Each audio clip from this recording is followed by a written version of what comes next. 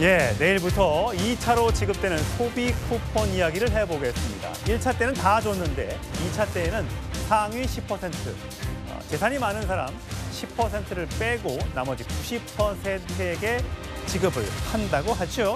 예, 관련된 영상 준비했습니다.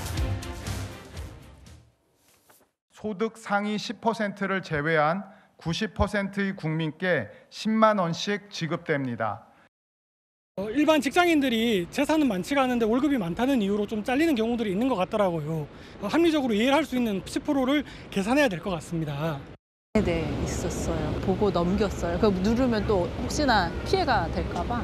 그러니까 이런 걸 이용해서 또 무슨 이런 피해를 어떻게 또 이렇게 일을 만들 수가 있을까? 저도 솔직히 놀랐는데.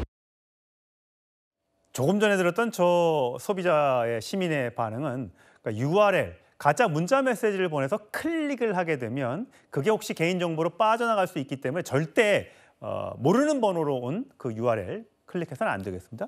최선 평론가, 네. 혹시 내일부터 지급되는 소비 쿠폰 네. 받는 대상이십니까? 네, 저는 연락이 왔더라고요. 예. 기분 좋으시겠네요.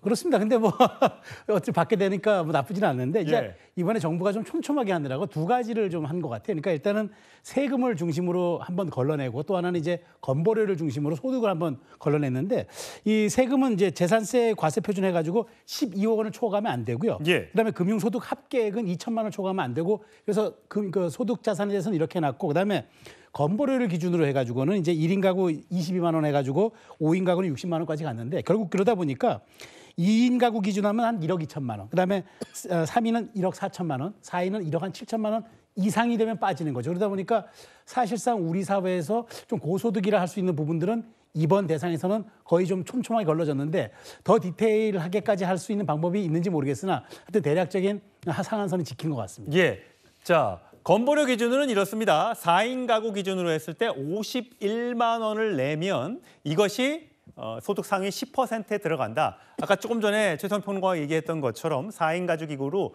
소득 기준으로 따지면 한 1억 7천만 원 정도가 넘어가는 사람은 10만 원 못 받는다. 이렇게 생각하시면 되겠고 나는 그 정도 안 돼. 그러면 내일부터 신청할 수가 있게 되는 겁니다. 자, 김수희 변호사. 네. 이번에는 받는 사람 수가 지난번보다 줄잖아요. 네. 근데 사용처는 어때요? 네, 사용처는 좀 더 오히려 확대됩니다. 아, 그래요? 사실 이미 지난달 기준으로 좀 소비 여건이 어려운 지역 있잖아요. 그런데 하나로 마트 같은 지역 로컬 매장 같은 경우에서도 소비가 가능하도록 이 쿠폰이 사용 가능하도록 되었고요.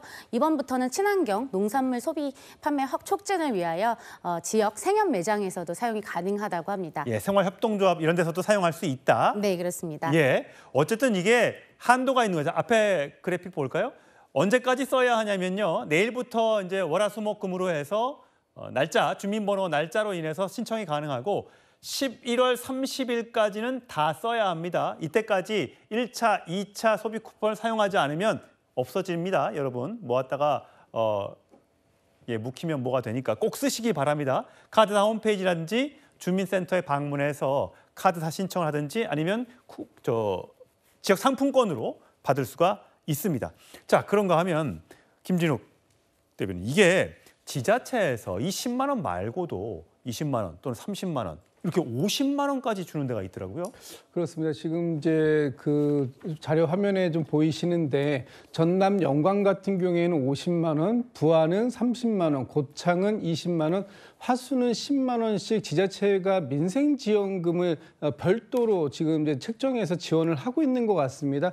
그런데 지금 이제 많은 지자체에서 저렇게 민생지원금을 준비하고 싶지만 사실 재정 자립도가 높지 않은 그 지자체에서는 저런 걸 하고 싶어도 못하는 경우가 많거든요. 예. 근데 요번에 지금 좀 전에 나왔던 이 4개, 4개 중에서 예. 전남 영광 같은 경우에는 재정 자립도가 11.37%, 예. 그리고 전남 화순 같은 경우에는 재정 자립도가 13.47%에 불과한데도 불구하고 이렇게 그 민생안전지원금을 별도로 지원하겠다라는 부분 때문에 사실 좀 논란이 되는 겁니다.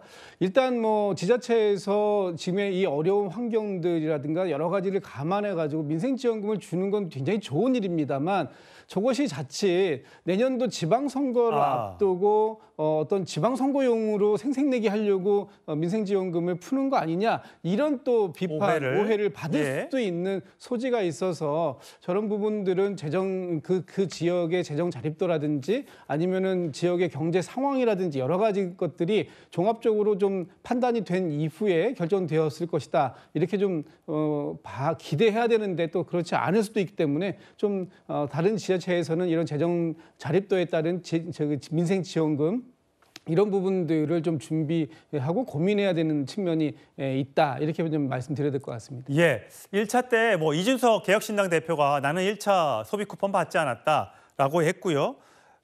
우리나라 국민 5천만 명 가운데 한 1% 정도는 1차 소비 쿠폰을 받지 않았다고 합니다. 과연 2차 쿠폰 지급 대상자들은 또 어떤 생각일까요? 예, 한번 지켜보도록 하시죠.